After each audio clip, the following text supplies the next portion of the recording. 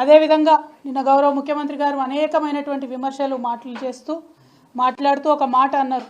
రాబోయే రోజులలో ప్రభుత్వం పరంగా ఏదైతే 500 రూపాయలు గ్యాస్ సిలిండర్ మాఫీ చేస్తామని చెప్పినామో ప్రభుత్వ పరంగా ఆ కార్యక్రమాన్ని పెట్టుకుంటాం. లక్షలాది మంది మహిళలతో ఆ కార్యక్రమాన్ని ప్రభుత్వ పరంగా ఏర్పాటు చేస్తాం.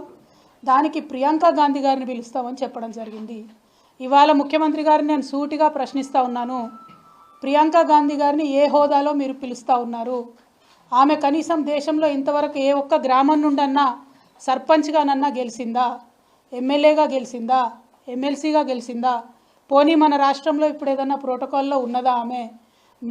మీ పార్టీకి సంబంధించినటువంటి ముఖ్య నాయకురాలైతే మీ ఇంటికి పిలుచుకోండి, మీ మన్మడికి ఆశీర్వాదం ఇప్పించుకోండి. తెలంగాణకు వచ్చిన ఆడబిడ్డ కాబట్టి చీరా సారా పెట్టి సాదరంగా సాగనంపండి.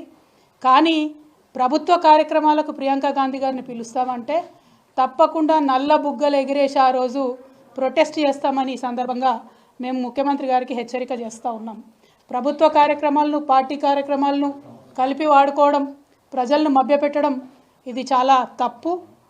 ఆ విధంగా చేసినట్టయితే తెలంగాణ ప్రజాధనాన్ని మీ పార్టీ ప్రయోజనాల కోసం దుర్వినియోగం చేసినట్టయితే ప్రియాంక గాంధీ గారిని ఆ కార్యక్రమానికి పిలిచినట్టయితే తప్పకుండా మేము ప్రొటెస్ట్ తెలియజేస్తామని ఈ సందర్భంగా తెలియజేస్తూ ఉన్నాం.